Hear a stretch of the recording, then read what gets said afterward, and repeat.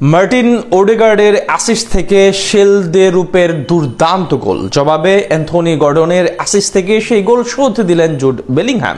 বিশ্বকাপে কোয়ার্টার ফাইনালে এই দুই ইউরোপীয় দলের লড়াইটা হলো হাড্ডাহাড্ডি। সেখান থেকে শেষ পর্যন্ত জয় নিয়ে মাঠ ছাড়ল কোন দল? সেমিফাইনালে টিকিট কাটার পথে সর্বোপরি বল পায় কেমন করলো দলটা? সেই সবের বিস্তারিত প্রতিবেদনে। একদিকে আর্লিং হাল্যান্ড, মার্টিন ওডেগার্ডদের নরওয়ে, অন্যদিকে হ্যারি কেইন, জুড বেলিংহামদের ইংল্যান্ড। টমাস টুখেলের অধীনে যেখানে আসরে একের পর এক নজর কাড়া নৈপুণ্য দেখিয়ে আসছে ইংলিশরা, মায়ামি গার্ডেন্সের সেমিফাইনালে ওঠার লড়াইয়ে বাংলাদেশ সময় রোববার প্রথম প্রহরে এক শ্বাসরুদ্ধকর লড়াই দেখা গেল, যেখানে আক্রমণ পাল্টা আক্রমণে চলতে থাকে দুর্দান্ত এক লড়াই। ফলস্বরূপ ম্যাচের মাত্র দ্বিতীয় মিনিটেই লং বলে ননি মাদুয়েকে খুঁজে পান ডেভিড মোলার উলফে। তবে এ সময় মাঠের ডান প্রান্ত থেকে চালানো মাদুয়েকের শট লক্ষ্যভ্রষ্ট হলে গোল বঞ্চিত হয় ইংলিশরা। এর ঠিক 3 মিনিট পর প্রায় মাঝমাঠ থেকে জুড বেলিংহামের উদ্দেশ্যে দারুণ এক থ্রু বল পাঠান ইংলিশ অধিনায়ক হ্যারি কেইন। তবে এ সময় কেইনের বাড়ানো বল অল্পের জন্য বেলিংহামের মাথার উপর দিয়ে চলে গেলে সম্ভাবনাময়ী এক আক্রমণ নস্যাৎ হয় ইংলিশদের। পরের মুহূর্তেই পাল্টা আক্রমণে দারুণ এক আক্রমণ পরিচালনার চেষ্টা চালান আলেকজান্ডার সোল্লোথ। তবে এ সময় হাল্যান্ডের উদ্দেশ্যে তার বাড়ানো বল ঠেকিয়ে দেন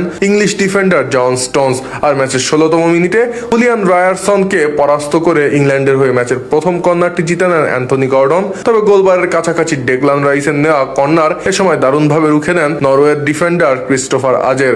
7 মিনিট পর গোল মুখে নেওয়া নিকো ওরেইলির শট ফিরিয়ে দেন রায়ারসন।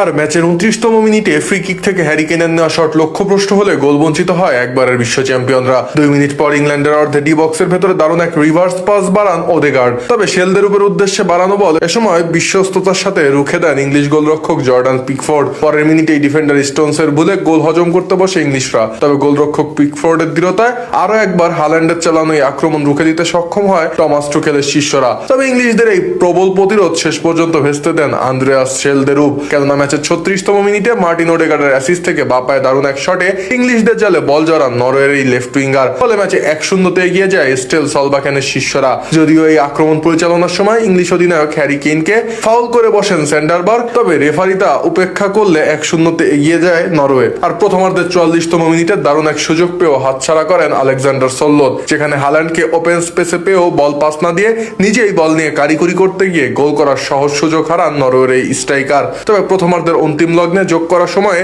অ্যান্থনি গর্ডনের অ্যাসিস্ট থেকে গোল করে ইংল্যান্ডকে সমতায় ফেরান জুড বেলিংহাম। এরপর আর কোনো গোল না হলে 1-1 গোলের সমতায় থেকে বিরতিতে যায় দুদল।